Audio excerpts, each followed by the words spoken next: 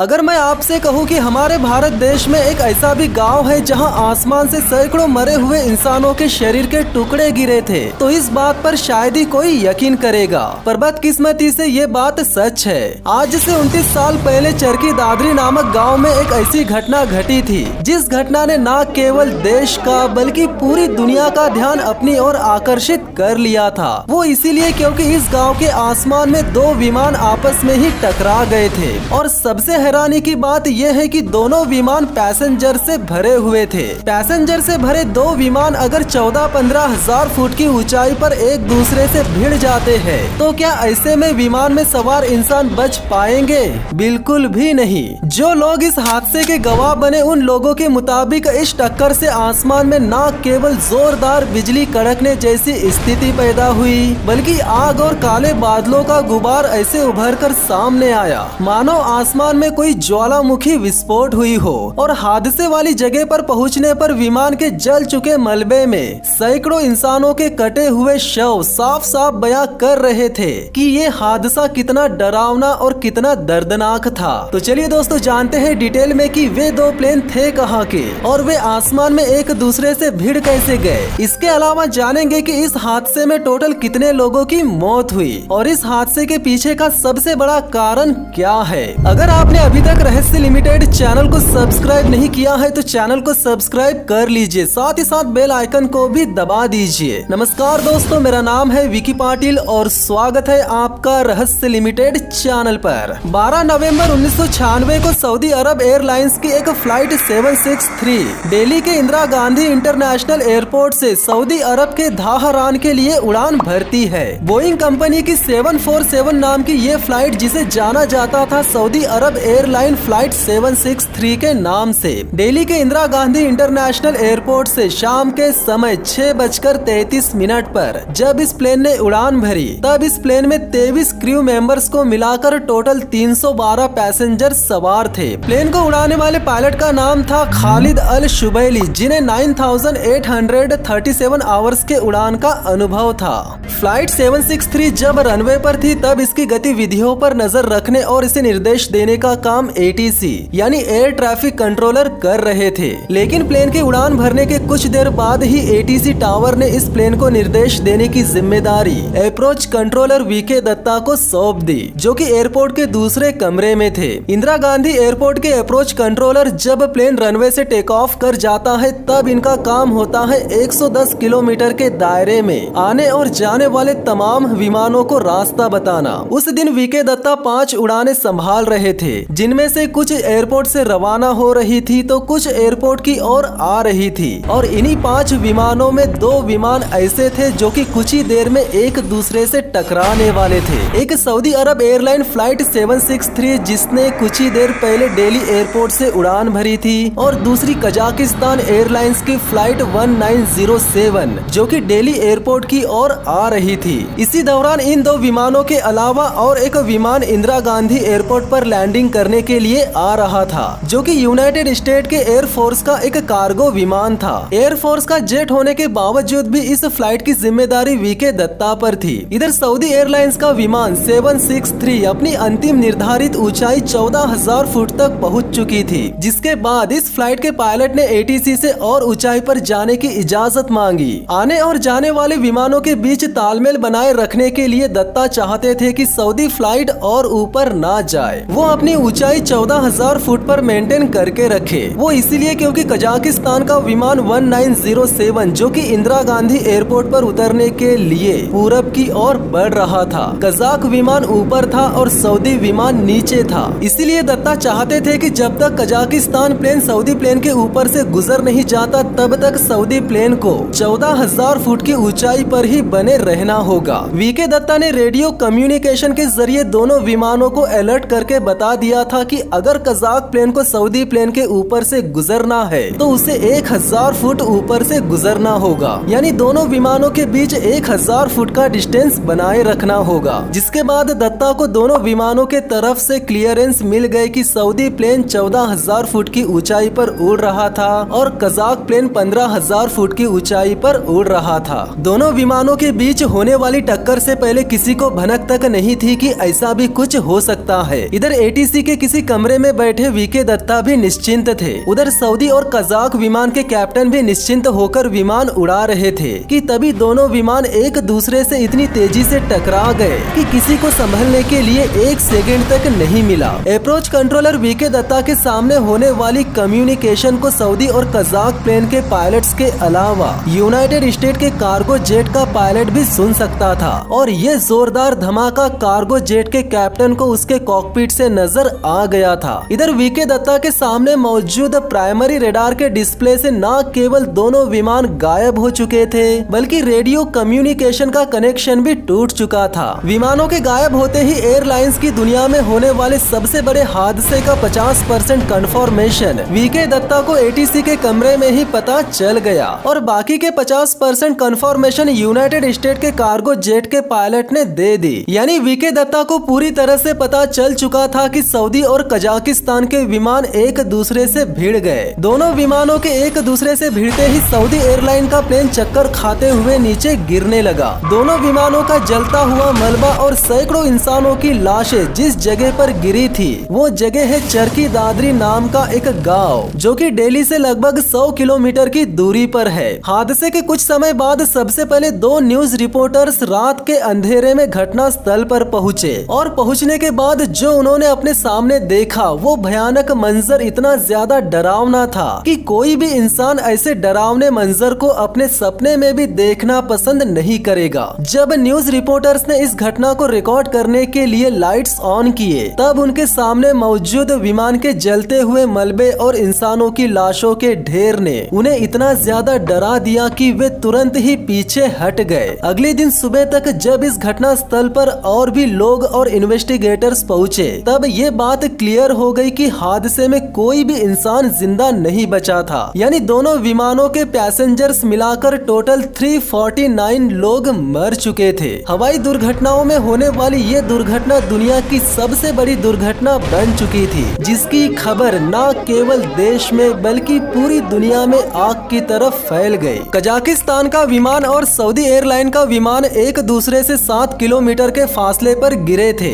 अब यहाँ सबसे बड़ा सवाल ये निकल कर आता है कि जब आसमान में दोनों विमानों के बीच 1000 फुट का फासला होना चाहिए था तो ये एक दूसरे से टकरा कैसे गए। इन्वेस्टिगेटर्स ने इसके लिए 3 आशंकाओं पर गौर किया। नंबर 1 एटीसी यानी एयर ट्रैफिक कंट्रोलर से होने वाली कोई मिस्टेक। नंबर 2 दोनों विमानों में से किसी एक क्रू की गलती और नंबर 3 दोनों विमानों में से किसी एक विमान के उपकरणों की नाकामी। खैर ये तो केवल इन्वेस्टिगेटर्स के अनुमान थे। असल में इस हादसे के पीछे का मेन रीजन क्या था ये तो ब्लैक बॉक्सेस के मिलने के बाद ही पता चलने वाला था। ब्लैक बॉक्स वो होता है जिनमें फ्लाइट की हाइट, स्पीड और डायरेक्शन जैसी इंपॉर्टेंट इंफॉर्मेशन के साथ साथ कॉकपिट में होने वाली बातचीत भी रिकॉर्ड होती है। दोनों विमानों के जलते और बिखरे हुए मलबे के बीच 7 किलोमीटर का फासला होने के बावजूद भी हादसे के पहले ही दिन दोनों विमानों के ब्लैक बॉक्सेस को ढूंढ लिया गया। लेकिन फिलहाल ब्लैक बॉक्सेस का डेटा सामने आने में काफी दिन लगने वाले थे। इसी बीच इन्वेस्टिगेटर्स के निशाने पर थे वीके दत्ता। इनके अलावा न्यूज रिपोर्टर्स और मीडिया वाले भी वीके दत्ता पर ही उंगली उठा रहे थे। इंदिरा गांधी इंटरनेशनल एयरपोर्ट दुनिया के सबसे बिजी एयरपोर्ट्स में से एक है।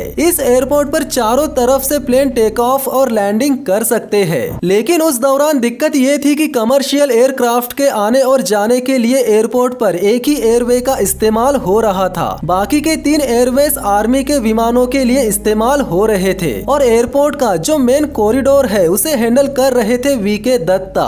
जब सऊदी अरब एयरलाइन की फ्लाइट 763 ने दिल्ली एयरपोर्ट से टेक ऑफ किया और टेक ऑफ के कुछ देर बाद ही जब फ्लाइट 14,000 फुट की ऊंचाई पर पहुंच गई, उसी दौरान कजाकिस्तान का विमान भी 16,000 फुट की ऊंचाई पर उड़ते हुए दिल्ली एयरपोर्ट की ओर आ रहा था। इससे पहले कि दोनों विमान एक दूसरे के काफी करीब आ जाए, वीके दत्ता ने वही किया जो नियमित रूप से कोई भी अप्रोच कंट्रोलर करता है। सऊदी प्लेन को 14,000 फुट की ऊंचाई मेंटेन करने के लिए कहा और कजाक विमान को 15,000 फुट की ऊंचाई, ताकि दोनों विमानों के बीच 1,000 फुट की ऊंचाई का डिस्टेंस रह सके। इन्वेस्टिगेटर्स ने जब वीके दत्ता से पूछताछ की तब उनके बयान, उनकी पायलट्स के साथ होने वाली कम्युनिकेशन और कागज की पट्टियों पर की गई अपडेट्स ने साफ बयां कर दिया कि इस हादसे में वीके दत्ता की कोई गलती नहीं थी। वैसे भी दिल्ली एयरपोर्ट के एटीसी काफी पुरानी टेक्नोलॉजी का इस्तेमाल कर रहे थे, यानी एयरपोर्ट पर केवल पुराना प्राइमरी रेडार का ही इस्तेमाल हो रहा था। प्राइमरी रेडार से केवल हवा में उड़ रहे विमान की स्थिति का पता चलता था। अगर एयरपोर्ट पर सेकेंडरी रडार होता तो वीके दत्ता को विमान की ऊंचाई के बारे में भी पता चल जाता, पर बदकिस्मती से एयरपोर्ट पर सेकेंडरी रडार था ही नहीं, जिसके चलते हर बार प्लेन की ऊंचाई का पता लगाने के लिए वीके दत्ता को विमान के पायलट से ही पूछना पड़ता था। एयरपोर्ट पर सेकेंडरी रडार ना होने की वजह से इन्वेस्टिगेटर्स ये पता नहीं कर पाए कि दोनों विमानों ने वीके दत्ता के आदेशों का पालन किया था या नहीं। लेकिन पायलट्स के साथ होने वाली कम्युनिकेशन कागज की पट्टियों पर की गई अपडेट्स और उनके बयान ने साफ बयां कर दिया था कि उनकी कोई गलती थी ही नहीं, जिसके बाद इन्वेस्टिगेटर्स को वीके दत्ता के निर्दोष होने पर इतना यकीन था कि हादसे के 3 दिन बाद ही दत्ता को ड्यूटी पर आने की अनुमति मिल चुकी थी। इस पूछताछ के बाद इन्वेस्टिगेटर्स ने वापस हादसे की जगह पर गौर करना शुरू कर दिया। इन्वेस्टिगेटर्स को ये बात पता थी कि विमान में लगा ऑल्टीमीटर ठीक हादसे के बाद रुक जाता है, तो वे हादसे वाली जगह पर दोनों विमानों के ऑल्टीमीटर्स को ढूंढकर ये देखना चाहते थे कि किस विमान की कितनी ऊंचाई थी। लेकिन ऑल्टीमीटर्स के मिलने पर भी कौन सा विमान कितनी ऊंचाई पर था, ये सवाल सिर्फ सवाल ही बनकर रह गया, क्योंकि दोनों विमानों के ऑल्टीमीटर्स में लगभग 300 फुट का अंतर था। यानी ऑल्टीमीटर्स की रीडिंग के मुताबिक दोनों विमान 300 फुट ऊपर नीचे थे, जिसके बाद ये अनुमान लगाया गया कि दोनों विमानों के ऑल्टीमीटर्स में इतना फर्क जमीन से टकराने के बाद आया होगा। इसके अलावा हादसे वाली जगह पर यह भी पता चल गया कि टक्कर के दौरान कजाकिस्तान का विमान नीचे और सऊदी विमान ऊपर था, जबकि एटीसी के मुताबिक कजाकिस्तान विमान को सऊदी विमान के ऊपर होना चाहिए था। इस बात का खुलासा तब हुआ जब दोनों विमानों के मलबे एक दूसरे से कई किलोमीटर दूर गिरे थे, लेकिन सऊदी प्लेन का बाया विंग और हॉरिजॉन्टल स्टेबलाइजर मलबे के शुरुआत में ही गिरे हुए थे, जिससे ये अनुमान लगाया गया कि कजाकिस्तान के विमान की बड़ी सी टेल ने सऊदी विमान की विंग को चीर दिया था। इस खुलासे के बाद इन्वेस्टिगेटर्स के सामने और एक सवाल आकर खड़ा हो गया कि जिस विमान को ऊपर होना चाहिए था वो नीचे आ कैसे गया। 15,000 फुट की ऊंचाई पर उड़ रहा प्लेन 14,000 फुट पर उड़ रहे विमान के नीचे आया तो आया कैसे? इस सवाल का जवाब अब सिर्फ एक ही शख्स दे सकता था, और वो था दोनों विमानों के ब्लैक बॉक्सेस। हादसे के 3 महीने बाद पक्षपात के आरोप से बचने के लिए सऊदी फ्लाइट के ब्लैक बॉक्सेस को इंग्लैंड में डिकोड किया जा रहा था। ब्लैक बॉक्सेस को डिकोड करने से पहले मैं एक बात क्लियर कर देना चाहता हूँ कि किसी भी विमान में एक नहीं बल्कि 2 ब्लैक बॉक्सेस होते हैं। पहला होता है FDR यानी फ्लाइट डेटा रिकॉर्डर, और दूसरा होता है CVR यानी cockpit voice recorder. Flight data recorder में विमान की उड़ान से लेकर विमान में लगे सारे इंस्ट्रूमेंट्स की हरकतों का डेटा इकट्ठा होता है, जैसे विमान की ऊंचाई, स्पीड, यहाँ तक कि पायलट्स द्वारा फ्लाइट कंट्रोल में किए गए बदलाव का भी डेटा जमा हो जाता है। इसके अलावा CVR यानी कॉकपिट वॉइस रिकॉर्डर में कॉकपिट के अंदर बैठे सभी कैप्टनों की वॉइस रिकॉर्ड हो जाती है। इंग्लैंड में डिकोड कर रहे इन्वेस्टिगेटर्स ने सबसे पहले फ्लाइट डेटा रिकॉर्डर के डेटा को चेक किया, तो उन्हें दोनों विमानों के इंस्ट्रूमेंट्स में कोई खराबी नजर नहीं आई, यानी दोनों विमानों में लगे सारे उपकरण बिल्कुल ठीक तरह से काम कर रहे थे। जिसके बाद इन्वेस्टिगेटर्स ने चेक किया वॉइस रिकॉर्डर को। कजाकिस्तान एयरलाइंस 1907 एक इल्यूशन 76 सैनिक विमान था, जिसे बदलकर पैसेंजर प्लेन बना दिया गया था। एक सैनिक विमान होने की वजह से इस विमान के कॉकपिट में एक रेडियो ऑपरेटर की भी जगह थी। इन्वेस्टिगेटर्स ने जब कॉकपिट की रिकॉर्डिंग सुनी तब उन्हें पता चला कि ईगो रेप नाम का शख्स रेडियो कम्युनिकेशन का काम संभाल रहे थे। जब विमान दिल्ली एयरपोर्ट के करीब पहुंचने वाला था तब रेप ने अप्रोच कंट्रोलर वीके दत्ता से संपर्क किया और बताया कि कजाक विमान 18,000 फुट की ऊंचाई पर उड़ रहा है। जिसके बाद वीके दत्ता ने कजाक विमान को 15,000 फुट की ऊंचाई पर आने के लिए कहा। कुछ मिनट बाद रेप ने दत्ता को कांटेक्ट करके बताया कि कजाक विमान 15,000 फुट की ऊंचाई पर आ चुका है, लेकिन फ्लाइट डेटा रिकॉर्डिंग के मुताबिक विमान 15 नहीं बल्कि 16,000 फुट की ऊंचाई पर था। इन्वेस्टिगेटर्स इस बात को लेकर हैरान हो गए कि कोई 16,000 फुट की ऊंचाई पर होने के बावजूद भी 15,000 फुट कैसे बता सकता है। जिसके बाद इन्वेस्टिगेटर्स ने फ्लाइट की कॉकपिट पर गौर किया। जहां उन्हें पता चला कि रेडियो ऑपरेटर के सामने ऊंचाई देखने के लिए ऑल्टीमीटर नहीं लगा था। उसे विमान की ऊंचाई देखने के लिए पायलट और फर्स्ट ऑफिसर के सामने मौजूद ऑल्टीमीटर को देखने के लिए भी काफी पीछे झुकना पड़ रहा था, जिसके चलते रेप के पास हो सकता है अपने प्लेन की ऊंचाई की सही जानकारी ना हो। लेकिन विमान उड़ा रहे दोनों पायलटों के सामने मौजूद ऑल्टीमीटर्स में शो कर रहा था कि विमान 15,000 फुट की ऊंचाई पर आ चुका था और टक्कर के 1 मिनट पहले ये जानकारी दत्ता को दे दी गई थी। यानी कजाक विमान वाकई में 15,000 फुट की ऊंचाई पर आ चुका था और सऊदी विमान 14,000 फुट की ऊंचाई पर उड़ रहा था। जिसके बाद दत्ता ने कजाक विमान को चेतावनी दी कि 14,000 फुट पर सऊदी अरब का विमान उड़ रहा है। बस इसी चेतावनी को और 14,000 फुट वाली बात को कजाकिस्तान विमान के पायलट्स ने गलत समझ लिया। उन्हें लगा कि कजाकिस्तान विमान को 14,000 फुट की ऊंचाई पर ले जाना है। जिसके बाद टक्कर के 1 मिनट पहले कजाक विमान ने नीचे जाना शुरू कर दिया। रेडियो ऑपरेटर रेप ने दत्ता की चेतावनी को काफी अच्छे से समझ लिया था। वो जानता था कि 14,000 फुट की ऊंचाई पर सऊदी विमान है, लेकिन जिनके हाथ में कंट्रोल था उन्हें लगा कि विमान को 14,000 फुट की ऊंचाई पर जाने के निर्देश मिल चुके हैं। हालांकि नीचे जाने के दौरान रेप ने कैप्टन को अलर्ट करके विमान को 15,000 फुट पर ले जाने के लिए भी कहा, लेकिन तब तक देर हो चुकी थी। यानी कजाक विमान सऊदी विमान से टकरा चुका था।